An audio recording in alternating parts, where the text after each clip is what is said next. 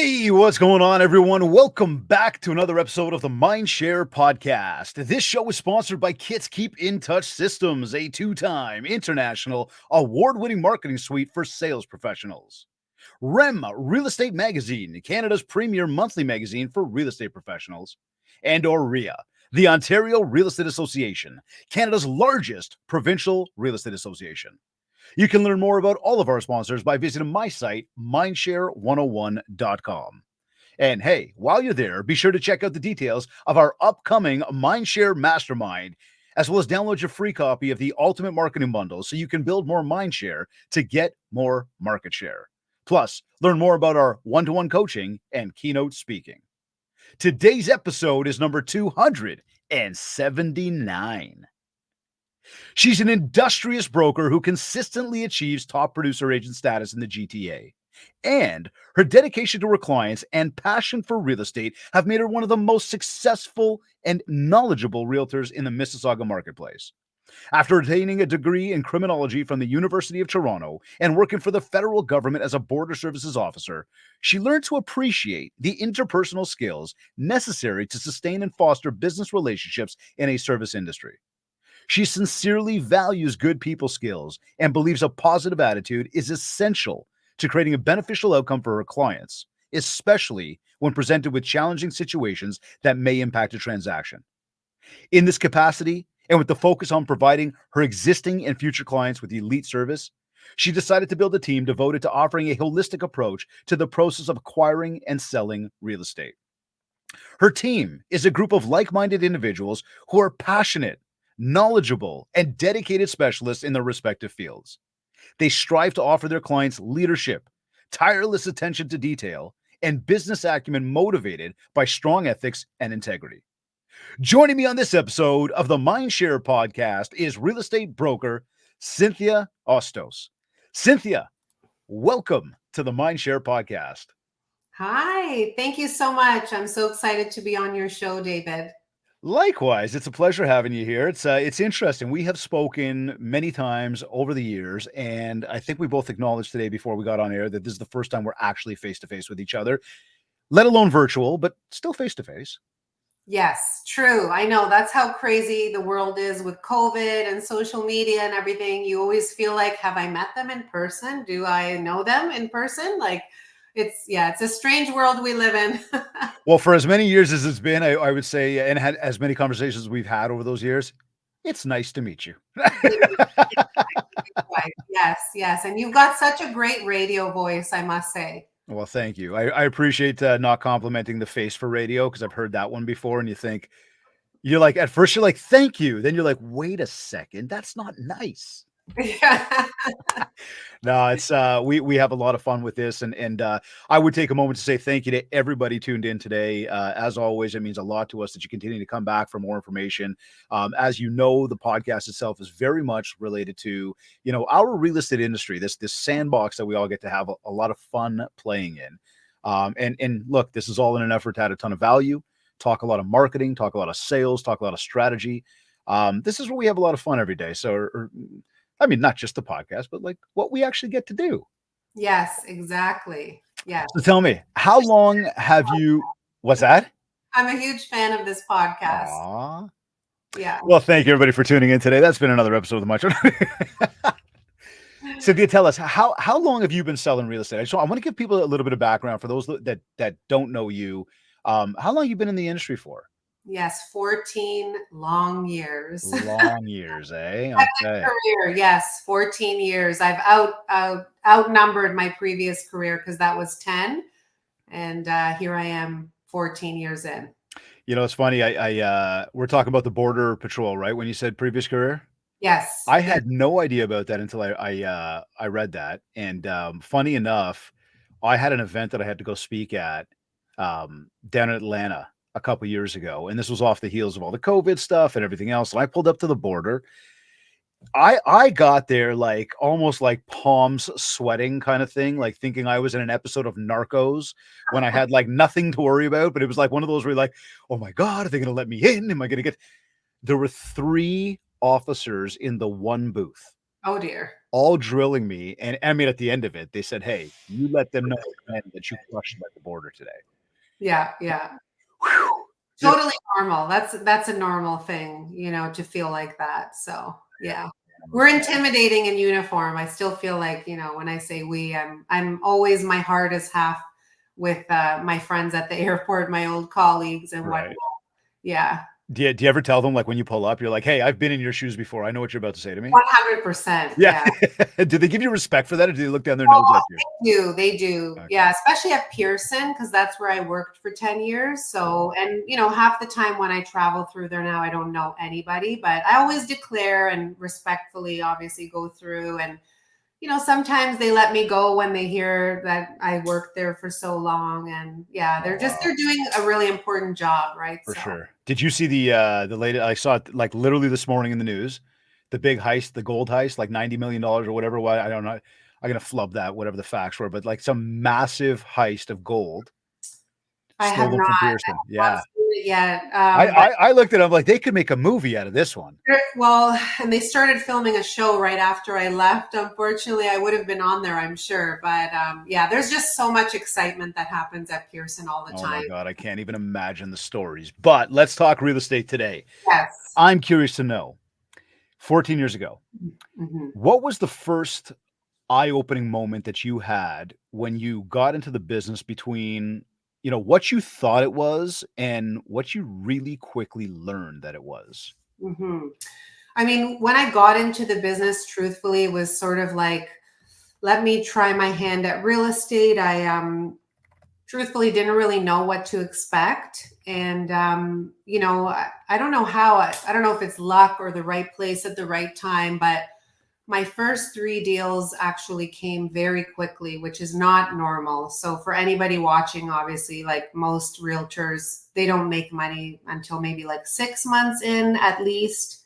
I mean, you would know, David. You Yep, probably have so many on the show. You know exactly what I'm talking about. absolutely. So my first three deals were sort of my first month in real estate, and I did make around $25,000. That number I always remember. And obviously, very quickly, I learned, wow, like the money's really great in real estate. And I found it to be very, like, challenging, exhilarating, and fun. And I think I just got hooked really just early on of like the excitement, the rush that you get right when you do a transaction. So I didn't fully know what I was getting into, and just had success so early on. And I mean, it did take me a few years to fully resign from the government because that was a huge decision, obviously. Right.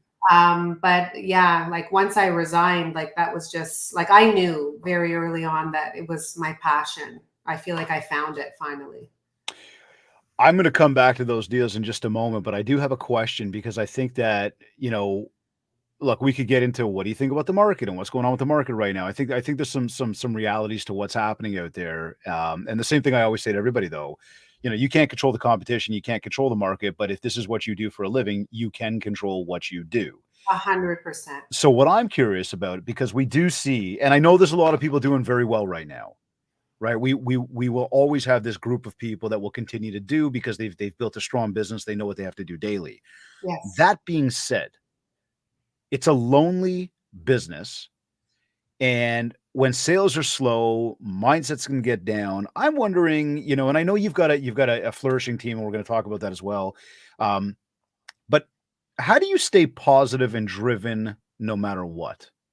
Yeah, I honestly think the way I stayed positive through all the ups and downs, because Yeah, like I said, I've been in this 14 years, is that you really create your reality, right? And you are in control. Like, I don't care if the market's down, if it's like, so when I hear agents say, like, oh, it's been such a tough year, like, yes, obviously it can be a tough year, but what are you doing? What is the activity that's within your control? Because we make the market for ourselves. Like, I just think that that's sort of what always drove me is that, every corner where you look, like, there's homes and those are all potential clients. Like, that's the mindset, right? Like, so I just think how can you get down if you know you can change it so quickly? Like you can change your course or your, pipeline, like fill it up. Like I just don't resonate with people when they say like the market's not good or things are slow. Interesting. So, are you somebody who does a lot of reading? I mean, obviously podcasts you mentioned you listen to. Like, do you spend a lot of time trying to keep the mindset in a strong place through self-development, or for you is it more of like, let's go out there and grind. Let's go out there and do the things we need to do when things are a little bit, again, when you're feeling just a little bit lower, the energy levels or maybe the mindsets. Yeah, I would say I never really feel low, and maybe I'm weird. I never feel like, oh, like there's no business. Like I just never get to that place. If anything, my problem is I have too many leads. Do you see what I'm saying? It's an abundance mindset. So that gets me down sometimes because, like, even this morning, like I realized, okay, like we probably need more agents because we still have way too many leads, right? Like, so yeah, I don't let it sort of, I'm always positive, I would say, for the most part. Like I don't think like there's no business. Like I think there's too much business. You said it though, an abundance mindset. Yeah, And like I will go the distance right now for anybody tuned in right now. Like, there's a lot of people that will roll their eyes at that, would think that's fluffy. It's yeah, okay, sure. No, it's a tough world out there. And look, I don't want to take away from the fact that it could be a tough world out there, but I also do believe that when your energy is going in the right direction, when your energy is in a positive direction, and you truly deep down believe that, yes, good things will come. 100%. And when you're in a negative space, you will attract more negativity. And again, I can say that confidently through all of the learning that I've done over the years, all of the experimenting, all of the failure, all of the mentors that I've worked with, the clients I get to coach. Having positive energy is so integral to attracting more positivity. And when you really do begin to live in that mindset, as you just said, I don't really get down. I don't really have bad moments. I don't really believe that the market's not good. I believe things are good and there's a lot of opportunity, and hence the so-called problem you have having a lot of opportunity in front of you. It's Yeah, a good thing.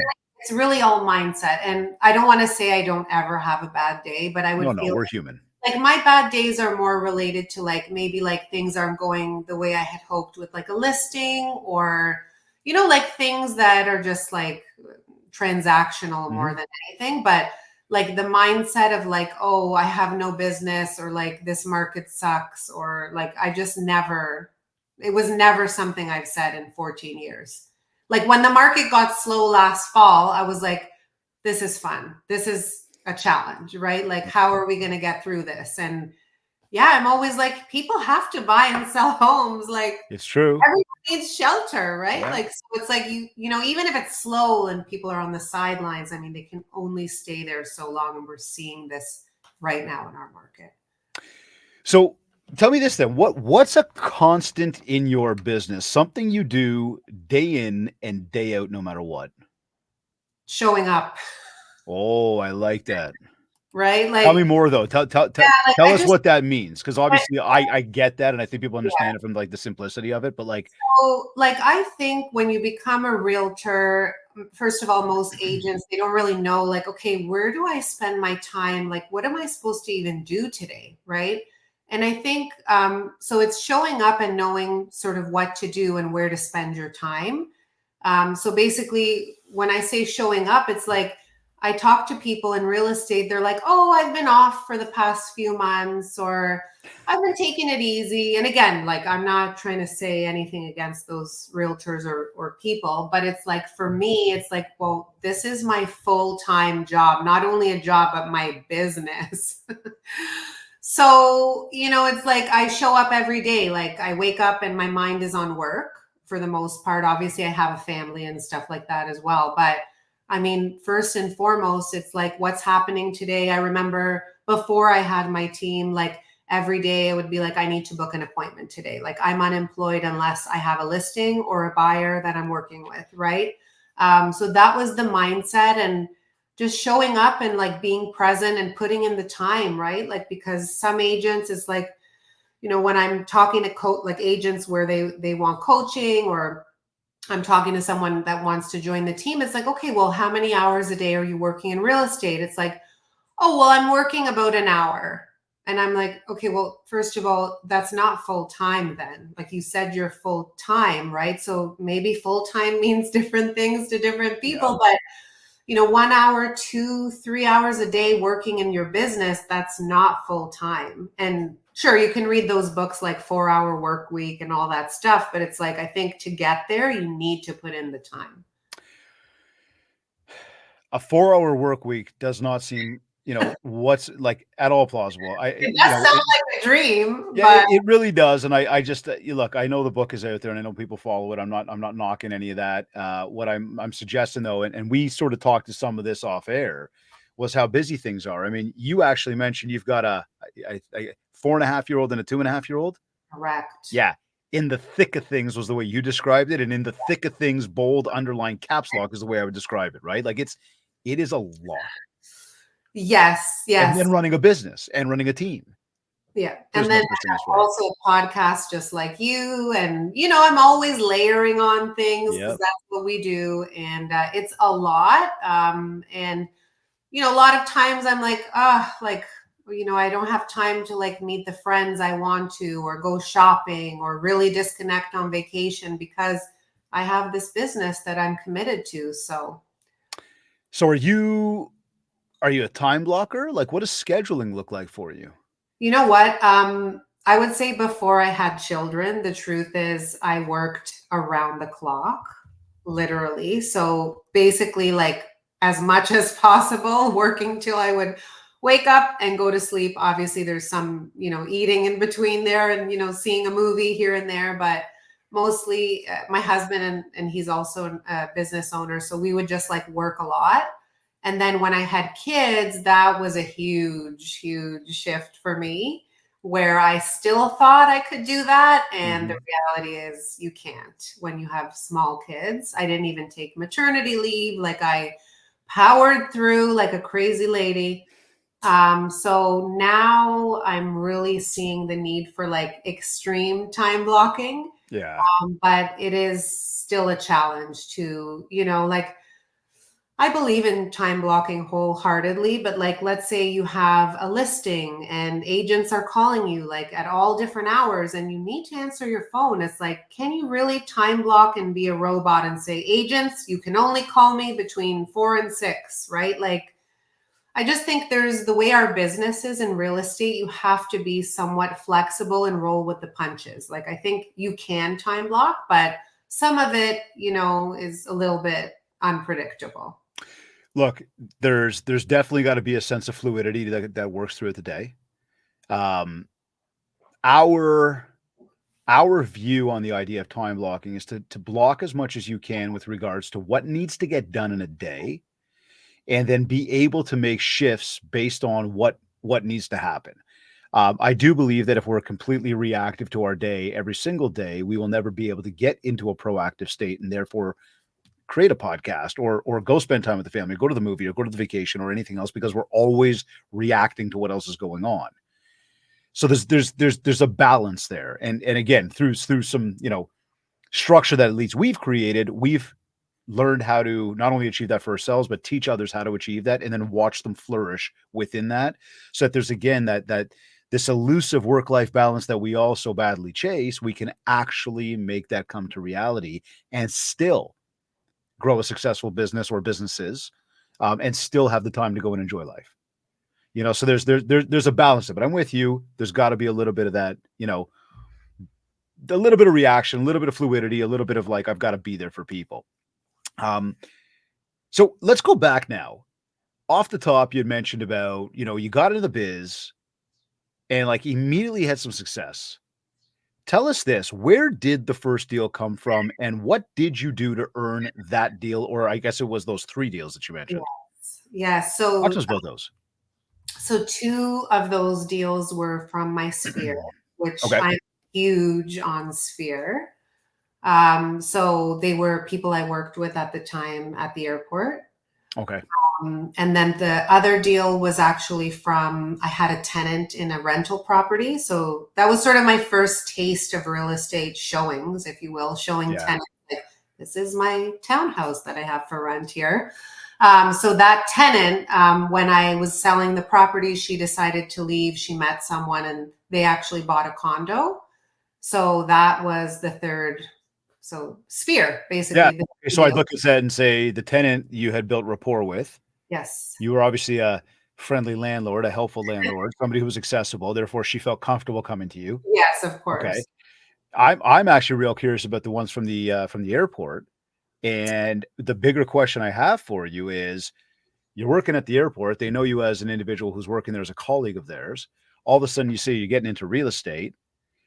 They now trusted you enough to say, "Hey, I will hire you," as opposed to somebody else. Yes. Did you have any challenge? And if no challenge, what advice might you give to people who say, I've just transitioned out of one particular career into this real estate career. How do I get people thinking I'm a realtor that they can trust versus somebody who they look at and go, "Hey, I really like you, but you're kind of green. I'm going to wait a year or 2 years before I ever call you for real estate because I don't know that you know what you're doing." Yeah, I think the nice thing is like people I find, let's say, like they have friends or family that get their license. I feel like they do give, like, there are people out there that will give those green people opportunities because I Yeah. hear it. A lot of times we're prospecting, call someone and they say, oh, my son or my son's friend just got their license. We want to help them out, right? And now I sort of hear that and think like, oh, like you want. You're like, "No, you don't. Don't do Well, it."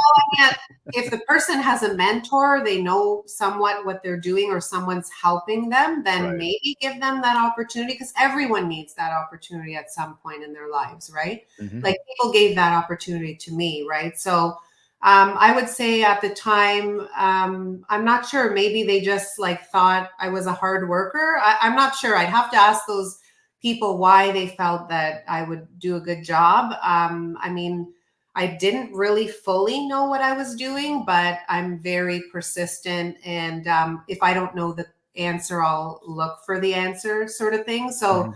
maybe they knew that about my personality and they just felt like comfortable because they knew, like, at the end of the day, I'm going to get the job done. But yeah, I find a lot of obviously part time agents out there where they dabble in real estate and people do still work with these people, right? So, No, it's good. You know what? I know we run into those where people wonder, is she too fresh, whatever. But getting past that and being able to transition into that, I think that again, this is another one of those objections, those barriers that people new into the business might come up with is nobody trusts me yet, or I don't have any past clients yet. We talk about work in our sphere, right? I don't have any clients yet. And like I'll be the first guy to tell you, I didn't tell you to work your clients. I said build a sphere. Like you've got your sphere, go and speak to those people, right?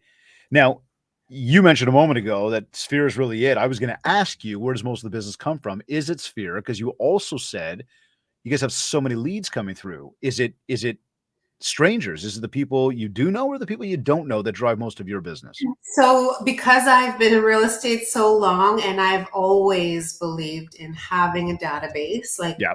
I have a friend, Martin, if you're watching, hello. He would always say when we would meet up, he's a realtor as well. He would be like, Cynthia, you're doing like all the textbook things. Like you've got a database, you're doing Christmas cards, you're doing all this stuff. So early on in my career, I had this very strong belief that the database is crucial Hmm. and essential, right? There are so many realtors that have no database, which to me, when I hear that and they're successful, I'm like, how do you do it? Like, you know, how is it possible that you're doing so well in real estate and have no database, like somewhere in one centralized place? So, because I have the database over the years, like you can imagine, I've probably sold or been involved in at least 500 transactions, give or take, at this point. Um, so all the leads that I would meet at like open houses, realtor.ca, like through all the years, I hoarded all that information. So there's a robust database with people that I met like even 10, 15, 10, 14 years ago, that we just converted now, let's say. So there's Yep. just so many people in the database. And a lot of the business also comes from like past clients, right? But let's say past clients were at about 300 or so, right? Mhm. Like somewhere around there. 350 now. I've sort of lost count recently, but yeah, the database is just full of people that either one day or another had come to an open house, or they sent an inquiry, and maybe they were looking to rent something 10 years ago. And guess what? Now when we call them, now they're on their second purchase. Or do you know what I mean? Like there's just That was like magic. I love what you just said. 10 years ago we met them, and now when we call them, I love that. And for everybody tuned in right now, if you came here today going, you know, I hooked you in by saying how she consistently achieves top producer status. If you came here today going, what is the answer? Now I don't want to tell you like stop listening to the rest of the show because I want you to listen to the rest of the episode because she's got more tricks up her sleeve she's going to share with us. But I'm going to tell you now, she just nailed it. Okay. The fact that you continue to work the database to me is music to my ears. Now, let's pause for a moment here on the database. And how would you, what advice would you give to anybody on how to build their database? Okay. So you just said it. We met people at open houses. We talked to other people who inquired, whatever. Great. I love the fact that you hoarded those people. I think it's amazing. If I'm just starting now, or I've been in the biz for a while, but I need to get my stuff in order, what would you tell me about the database? What advice or tips would you suggest to me right now that I can do today to kind of build my database? Where am very, I looking? Where am I finding them? What am I doing? it is so easy that I don't know how people just don't know this, let's say. Yep. First of all, where's my cell phone? Your cell phone, dump all the people in your database. I have like 2,500 people in my cell phone. They all go into the database. Who do you know? Now let's make a list of all the people that you know in your sphere, like wherever. As long as they know you by name and you know them by name, they go in the database. And then, of course, like the people you're meeting at open houses and whoever you're speaking to. And I'll tell you, when telemarketers call me, David, and they're asking me for business, I turn right back and ask them for business because I'm just like, hey, like, I don't know you, but you're asking me for business. So what about you? Do you need to buy or sell? Like, I'm trying to always add people into You sound like me when I get door knocked from a realtor at my house. my. I love being door. Jennifer, my wife, she'll be like, all right, go ahead, Dave. It's on you. She's like, be nice to them or leave them alone. I'm like, no. Yep, yep. Good for you, though. So we're using our phone. Mhm. We're talking to people that we've met just anywhere and everywhere.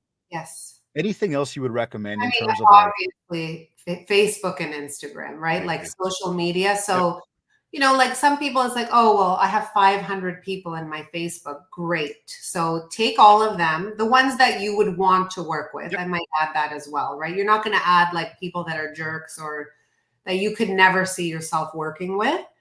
And you add them all into the database. Once you've got them in there, well, now that's your work, right? Especially a new agent. It's like, okay, I've got now 500 people in here, right? Like just snap your fingers. That's how many you've got after you do all of this. And that's a low number.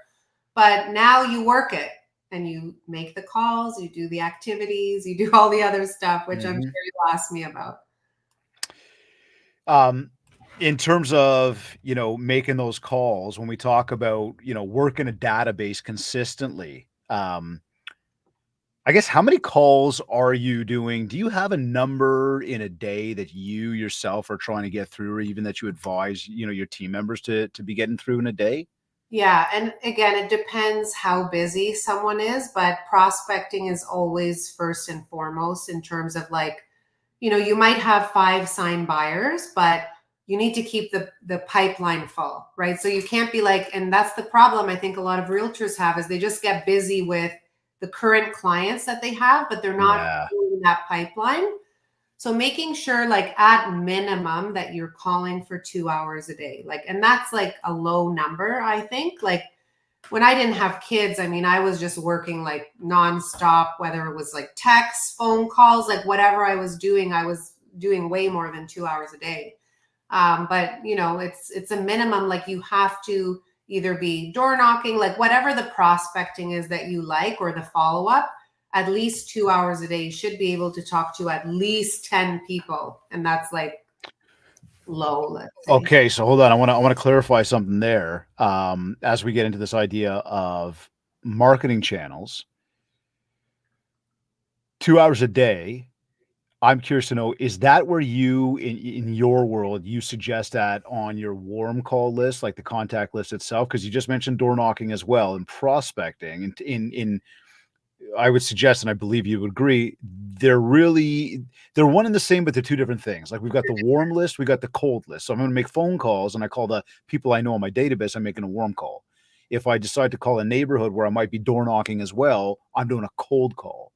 Where can we just a little more specifics maybe on that 2 hours? Does that encompass both of those? Well, again, I think that's at minimum for someone that has a business. Like, I think if you're new in real estate, you're probably doing 2 blocks of those. So 4 hours, right? Yep. Okay. So like Depends 2 to the on warm, 2 to the cold.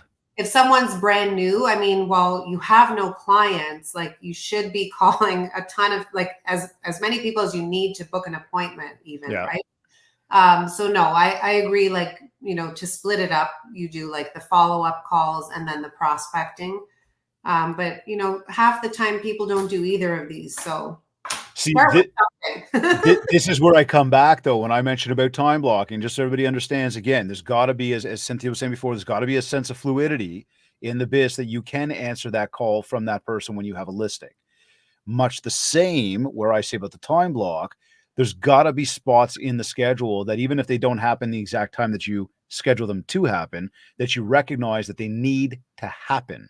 Correct. Right. And I call this sort of the aspect of hunting, right? We're going out there, we're hunting for new business. It might be nice that you got a meal on your plate right now, aka a listing. Moreover, if you want to have another meal on your plate, you better be out there hunting. And so we need to somehow have some blocks of time in the day that are going to say, okay, this is when I'm going to warm call, be it talk to people on my database. This is when I'm going to cold call, be it either actual cold call or door knock or get on social media, make new conversations in different groups or go out and see people. There's got to be that aspect, that idea of prospecting and that idea of follow up throughout your days. For sure, 100%. And I'll just add to that, like for me, again, I don't know if it's that I like put in all the time or all of the work over the years, but it's like I might get to my goal like halfway through the year. And it's like I would have friends that are like, oh, you've done so much business, like you've done so well, like you're just still out there or like door knocking or doing whatever. And I'm like, yeah, I mean, it doesn't, I'm not going to like take the rest of the year off just because Right. I've done some deals. Like, I don't know. But Good for again, you. some agents, it really depends. Like some people, they're happy selling 3 homes a year. Some people are happy selling one. Like, I mean, if that's what makes you happy, but if you want to be successful and you're paying all these fees, like, you know how expensive it is for us realtors to be licensed, right? Like you need to make it worth it, I think. So let's talk some marketing channels now specific as we're sort of talking those. What channels are you leveraging to drive that consistent business? I mean, you already mentioned we're doing some calls. We spend a lot of time doing calls, talking to people, but I want to get more specific now and sort of hammer out some of these things. What are you leveraging for sort of more consistency in your business and opportunities? Yeah, and I think, David, the challenge is when you have, let's say, 300 past clients or 500 or 1,000, and you've got all these people in your database, it's like it comes to a point where you either obviously need to build a team or some sort of automations in terms of how can I stay in front of all these people, because there's only, let's say, one of me or 3 of us, right? So something that I implemented, I don't know, I think I've been with Kit since like 2018 or 2019, somewhere around there. Like I came across your product with Kits and I was like, this sounds genius. Like I said, okay, well, if we're working with a buyer or like we have a buyer lead, we can send them the buyer newsletter, be in their mailbox, and then that's going to help with our conversion, right? Is you're still offering the buyer one, right? I don't Yep. think I have anyone on there. Unfortunately, some of the agents couldn't wrap their head around that. It was anyways. Yeah. But I thought it was an amazing tool. And then we also did like the other newsletter and the e-marketing, and we incorporated Kits and even just the e-marketing where it's the marketing blast that goes out saying, within a kilometer, however you set it up, like these are the homes listed in your neighborhood. We put like as many people as we could on there. And so many people we'd get inbound messages like, oh, like, can you tell me more about this home? Or like, so it's the automation of that marketing campaign and just dripping on them, because after a while, like if you have so many people in your database and it's overwhelming, right? So you have to find some sort of marketing automations leverage that you can use to be in people's mailbox to stay top of mind, whether it's, like I said, in their email or, because maybe you can't make all those phone calls to 7,000 people or whatever it is, right? And do all the other stuff. So you're still, and first of all, thank you. You make my cheeks hurt a little bit here in a positive way when you talk about kits and just that, your support for it, but understanding the support that has brought you to your business. And it's always nice for us to hear about that stuff and to know that it's actually working for people. All that being said, though, when it comes to the idea of newsletters, there's a lot of people that have a stigma around the newsletter, around sending out mail to people's homes. And look, my 2 cents on that, and obviously this is sound a little bit jaded because we are kits, but we're trying to deal with people's houses, and so we should be sending things to their houses so that they can subconsciously, when they receive that at their home, connect us with their home, and that's part of the sort of Well, the yeah, and depth. guess what? Now you're in their home. Well, this is the idea, and this is the part of the depths of building MindShare, right? Yeah, no, What do you I say to people about that, though, who are like have a stigma around mail, have a stigma around like, newsletters don't do anything? people just need to get over it. Like, try it, see if it works, get some feedback. Like, call the clients on the newsletter and be like, hey, like, what do you think of the newsletter? Like, are you Mhm. happy to still continue getting it? Right. Like, I mean, it's just like move on. Like, you're spending too much time thinking about like minutia, right? Like, I like that. So tell me about this then, skipping out of the newsletter and the paper stuff and going to the online stuff. What's your take on the importance of social media in this business? yeah, I really do think like with everything the way it is now, unfortunately, if you want to be successful in real estate, and I'm not saying it's not possible to not be successful without social media, but I think like the future, if you will, of realtors in the industry, like you have to have some online presence, right? Yeah. Whether you're on like Twitter or like pick the one that you like. You don't have to be everywhere, and that's overwhelming for sure, but having some sort of online presence on one of the channels, or like, it is necessary, I think. Unfortunately, like when I started, it wasn't a thing. Right? Like, now there's social media realtors, like I like to call them, where they haven't really sold much, but their feed is full of like them at a house, and like, here I am with a Lamborghini, and like all. Okay, but you haven't really sold anything. So, okay. So what, yeah, you make me laugh on that because I poke at that all the time, the big pose in front of the big mansion that you didn't list, you didn't sell, you got nothing to do with, or the Lambo that isn't yours. But there's a lot of people that look at that and they're trying to keep up with the Joneses on that. So I like that term, the social media realtor. Yes. So what is your favorite platform?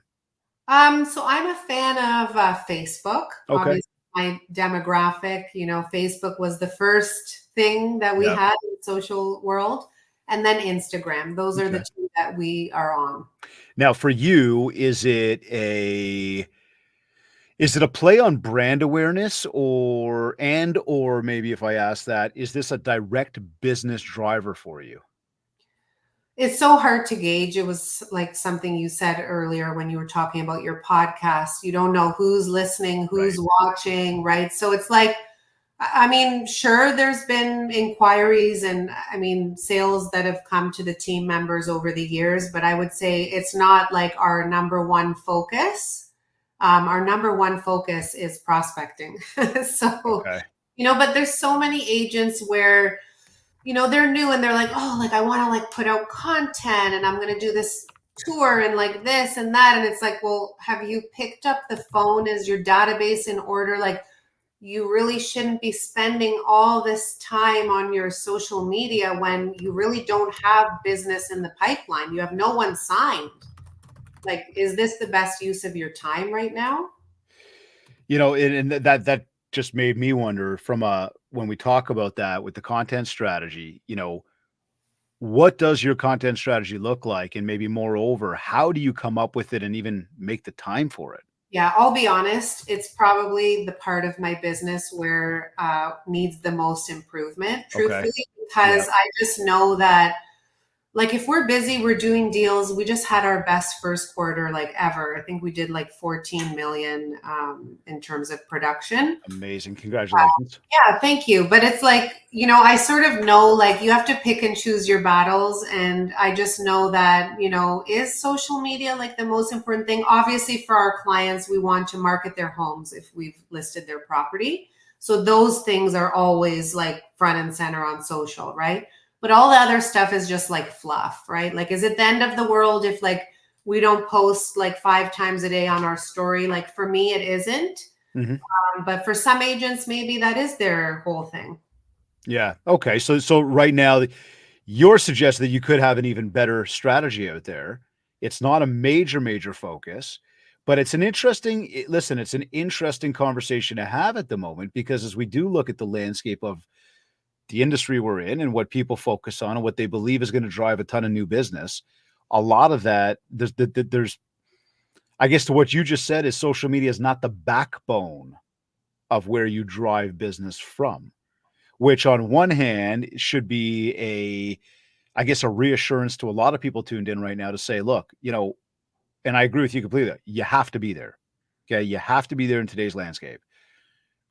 But the fact that it's not the backbone of where you're driving business from could be a telltale to a lot of people of it doesn't need to be the main driver. It just needs to be a piece of, Yes, exactly. right? So you could still have your successes even if you're not completely 100% comfortable on it. It also says there's a ton of opportunity because if we know that we're not doing it as well as we could be, we could actually even increase the amount of volume we're doing by taking that channel to its next level. Yes, and if I had, let's say, a full-time marketer, they would be like in there DMing people and doing all of that. And like, I mean, I know the way that you work it, but when you've got such a big database, you've got clients, you're busy, like you really just have to spend your time where it's most productive, right? Fair So enough. Fair go enough. to battle. Now here, you earlier on brought up we have so many leads coming through. Mhm. Let's talk for a moment about online lead generation. Does it work for you? What's your take on it? Is that where the leads are coming from, or do they come from the old school door knocking, prospecting, cold calling thing? Like, I want to hone in right now on online lead gen and just Yeah. have you tried it? Do you do it? Talk to Yeah. us. Yeah. So I would say I never paid for any leads for the first 9 years in real estate. Like Okay. I just had organic open houses. Like I was just out there pounding the pavement, sweat equity as they call it, whether it Yep. was like open houses, door knocking, sphere, past clients, all of that. And then when my team got big enough, we had 5 licensed agents. That was in 2019. We ended up using a service for online leads, and we did have a lot of leads coming in because I had a lot of agents. And I just said, you know what, like let's turn up the dial and see how this works out. And it was great, but again, overwhelming because we couldn't keep up even with that many agents. Like, the whole point is you could have like 5,000 leads coming in every week, but if you can't keep up with those leads, like what is the point, right? So we ended up turning off those leads. I think then COVID hit. And actually, now we're going to be turning up the dial again just because we plan to add more agents on the team. And we really want to integrate an IDX into our CRM so that Mhm.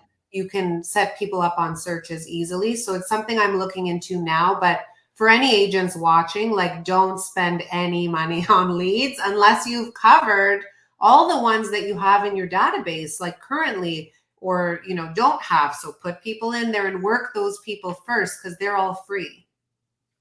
It's a great point you make there. I think when it comes to online leads, there's a lack of understanding around what it takes to convert, a lack of understanding around the cost, around the support mechanisms to make it all work.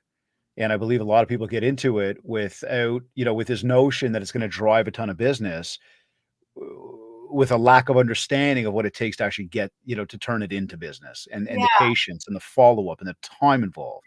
Yeah. And online leads, we all know it's about 12 to 18 months to turn over someone. Like, sure, maybe you'll, turn someone over quickly if you get lucky and it's like the right place at the right time. But like speed to lead is a real thing with online leads, and obviously the follow up. And, if you're doing that, you need to understand like it's going to be at least a year to 2 years sometimes before these people transact. So do you have that long to wait? Like, are you right? Like you can't like sort of put all your eggs in one basket. Totally. So tell me then, what is the most effective marketing that you and your team do on a regular basis? I mean, I would say kits. Yeah, thank No, you. honestly, I think it's like I just did a seminar on door knocking and I told everybody, I'm like, if you meet someone, like put them on kits because then it's like set it and forget it. You know what I mean? And I think in this world that we live in, like you need tools like that. So truthfully, that's like the best one that we use. Cool. No, listen, that's very cool to hear again. It really is, and it's you know, look, I know this is going to sound really jaded when I say it again, but I would say it's not surprising because I do believe, and I would say this to everybody, and hear me out very clearly, everyone. Yes, we believe in what we provide at Kits, and yes, we know that it is a powerful tool. I will go the distance to say that as long as you are working your database, whether it is with Kits or it's with something else that helps you work your database, that is where I have watched and seen the best of the best, Cynthia right there included in that mix, become top producers, become the people that, you know, go to that next level, that achieve that next level of success. And it takes time. Everything takes time. It's a relationship business. I've said it a million times and I'll say it again. You're not selling a bag of apples, Yeah. right? This is real estate. This is somebody's biggest investment in their entire life. So focus in on that, build a rapport with people. You meet somebody, like you said before, they're going to need some real estate sometime. If they've got a roof over their head at this point, put them in the database. They may want a roof over their head, put them in the database. Patience is a virtue, 100%. right? So we've talked about your team a whole bunch, but we actually haven't talked about your team. How long after you got into the business, say 14 years ago, did you actually start the team? Yeah, so it was actually in 2017 that I started the team, So and like 3 years after. no, 7. So I Oh, pardon started me. I Sorry. got licensed in 2010, and so Oh my 20 God. I was thinking 14 years in the biz. I don't know why I yeah, did the math. Yeah, totally wrong. Yeah. so 2017 I brought on a buyer's agent, and she was amazing. We had a great year together. Obviously, just like growing a team and sort of being thrown into it, just because again I was so busy, right? I was like, I need some help. There's no way. I think we did like 60 something deals that year together. And then that was the year I decided that I wasn't going to work with buyers anymore. So I basically since then focused on the listing side of the business. Got it. So it started with obviously one other person. There was two of you, Yes, and then an admin. and then Mhm. an admin. And how many people are on the team now? Is it still just the three of you? No, so there's definitely been team members that have come and gone over the Of course. years. Yep. Obviously, COVID, all this craziness, right? Like, but now the team is myself, and I have 3 licensed agents on the team. Another one getting licensed next month, so there'll be 4. And obviously, always still looking for the right team members to join, right? Listen, it's got to be the right fit. 100%. It's got to be the right fit. Now, as you're working with others, this is no longer just you and your individual business. Correct. You've decided to take on a leadership role. Yes. How much time do you spend in a day leading that team, and what's it truly take? Because there's a lot of people out there that look and go, and again, we'll say the social media realtor, right? They're like, oh, look, I want to do a team too. And, I want to start one. You sort of go, why? They're like, I don't know. I want to start one though. And nobody has, there's not everybody always has the proper rhyme and reasoning, but moreover, there's a lot of people that just don't understand what's actually involved in making it work. Yeah, having a team honestly is way more work than just selling real estate. So I would say, yeah, there's a real evaluation that should happen before anyone starts a team. Like, I would say I was definitely more profitable numbers wise on my own for sure. But then it's a trade off of time and money, right? Right. So not everyone should be leading a team. I think over the years, I've obviously done a lot of like growing as a leader, right? Like giving away the buyer side of the business. Like so many agents can't even wrap their heads around that Yep. because they're not control freaks, but they're like, oh my God, like my clients need me. Like they can't work with anyone else. And I'm like, that's just a mindset, right? Thing. So yeah, it's a lot of work. And I mean, now the agents working with me, like we've been together for almost 4 years. So obviously it's a little bit like less work, if you Mhm. will, training and whatnot. But obviously when new agents come on, like they need time, and all of us on the team are always there to help each other. We're like a family. I know it sounds, corny or whatever, overplayed, but it's true. And yes, it's a lot of work to run a team. Where, like, if you decide you want to bring somebody new on, what do you do? Do you put something out on social media? Do you just talk to people that you know? What's your sort of source for that? Like, what any Uh, insights into that? Mostly it's been inbound, Okay.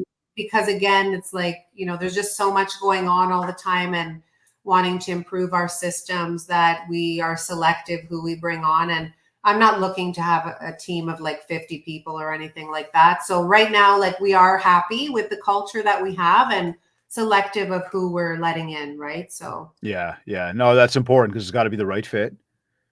People got to be in a good mindset. There's got to be synergy, and like you said before, people will come, they will go, and I would suggest too that that's not a bad thing, right? yeah. That's us figuring out what actually fits, and again, does it fit the culture? Is it going to represent the brand the way we want it to represent?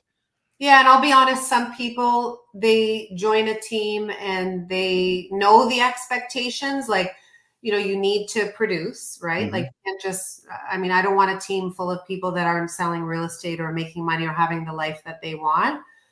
So it's like sometimes they just realize like, oh, this is too much work, and then they quit early on, right? They give up, and I mean, I can't really do anything about that. Like if we've all done everything we can to Yeah. help them, right, be successful. Yeah. Yeah. No, it's no matter what happens, join a team, you still have to go out there and work. You cannot rely on somebody else to do it for you. I mean, I have this conversation with people so often, I think I'm going to switch brokerages. Why? Well, things are a little bit slow and this and that. I'm like, Has nothing to do with it had nothing to do with the brokerage right now, right? Or the team that you're on. This has to do with your work ethic. correct. Once you can really hone in on that, and you've built what we believe to be a well-oiled machine, which can always be tinkered with, can always be improved. There's never, ever, ever what I believe to be that end game. Um, but once you've built that out to where you are a well-oiled machine, now you can start to look around and go, what is the best fit for me? But if you're not doing the work, it's got nothing to do with anything outside. It's got to do so much with what are you doing every single day when you get up? How are you operating your business? Yes, 100%. So how would you, if we were to sum this up and we were to say, because again, we titled today, how she consistently achieves top producer status, how would you sum up what it really takes to consistently achieve top producer status?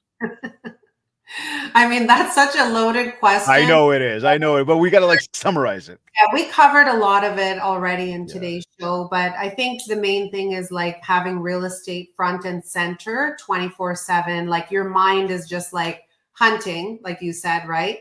So that's like, if there's an opportunity to bring up real estate, you do it. You're not a secret agent, right? It's Yeah. always like, hey, like this is a potential client. Like that's the mindset you've got to be in all the time in real estate, right? And just getting outside of your comfort zone and looking for business, whether it's a buyer or a seller. And if you don't have either one, well, you need to get out and find it, right? So it's like, don't just sit on your butt and do nothing. Expect the phone is going to ring, because that's not how it works.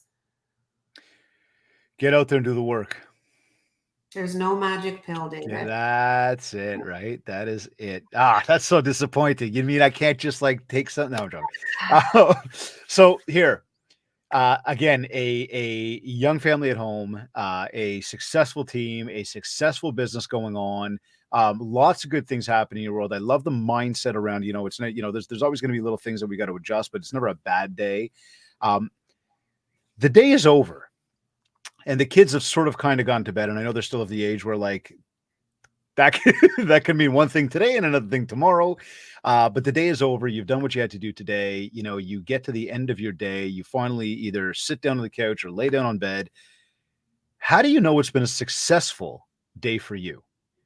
Yeah, I would say right now I'm feeling like it's hard to say that. I'm an overachiever, I'll be Hmm. honest. And Okay. so when you just said go to bed and the kids go to sleep and all this stuff, like usually that's when I'm still working my second shift until like midnight. And Yeah. then I lay in bed and then I try and just fall asleep and like do it all over again the next day. I mean, I just think like the list is endless of things that I want to accomplish. And I wish there was more time, but that can come back to time blocking. We'll see. Well, that's another conversation for you and I to have. Because there are ways to make that work, but it's again, it's about finding that balance and knowing when is that moment that I can actually check out, like turn off, and be able to do that free and clear with an open mind to understand that in order to not be burnt out, in order to still be content with what's going on and be able to enjoy the fruits of our labor, we've got to know where that balance is. 100%. You know, there are ways to do that, but I fully do understand. Again, 2.5 and 4.5-year-old at home, successful business, burning that midnight oil sometimes is also very much a reality, right? And look, this goes back to the hard work. This goes back to the work ethic that we talk about. You need to have if you want to hit levels of success.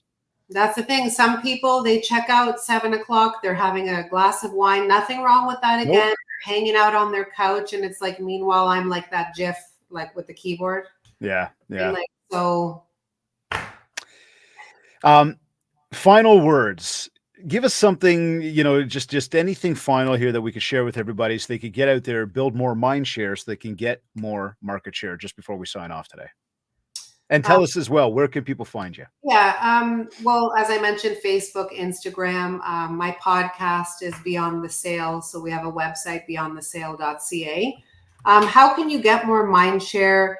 I mean, I think one big thing in my business is just having an honest like honesty in the transaction and with clients being really transparent. It's sometimes I feel like I'm too transparent, truthfully. But I think that's contributed to me having a long lasting business and people that understand it is not just about the sale for us and this team that I run. It's about having clients that understand the process and make informed decisions, right? So that really is how I think you build a long lasting business. Well, I like that. It sounds to me like creating a real positive client experience and a strong relationship that people feel comfortable with you and feel comfortable to come back to you as well as refer you. Exactly. Amazing. Cynthia, thank you. This has been insightful. Certainly helped us dig into you know how you've achieved what you've achieved, and I hope that everybody tuned in today was taking notes, listening. I don't think there was anything that was like crazy, mind blowing, like oh my god, like you said, there's no magic pill, right? But it does come back to your work ethic and having the right systems in place. And hey, I mean, hey, you know, we'll throw it in there. Kits has obviously been helpful, so it's a good thing. But no, seriously, Cynthia, And thank yeah, you very, very not ask me to say any of that. Like this is the truth, right? So No, and that I will. You know what? And that's good to clarify that I was not prepared for that. But happy to hear it. Just not, you know, it's not like we had talked about that and done this today because of that. But sincerely, I thank you for the ongoing confidence in Kits. I also thank you very much for joining me today on the MindShare podcast. yeah, thank you for having me on. It's been a blast. Absolutely, we'll have to do it again shortly. For sure. Thank you.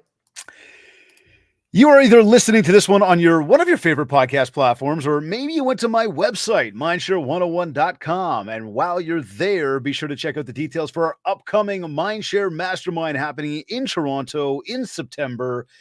So check out the details of that. Of course, download your free copy of the Ultimate Marketing Bundle so you can build more mindshare and earn more market share. For all inquiries, just get in touch with us and do it today. Don't forget to leave a review of this podcast. We've made it super simple for you. Just go over to www.ratethispodcast.com/MindShare 101. If you're on an iPhone, it'll take you directly to iTunes. If you're on an Android, it'll take you over to Spotify. Wherever you're tuned in, check it out. We'd love if you leave us a little review and rate the show. Of course, if we haven't yet, let's connect on both Facebook and TikTok at MindShare 101. And let's connect on Instagram at David Greenspan 101. I want to take a quick moment here to say thank you. A big thank you to Kids Keep in Touch Systems, REM Magazine, and OREA, the Ontario Real Estate Association, for sponsoring this episode. This has been another episode of the MindShare podcast. Thank you for tuning in.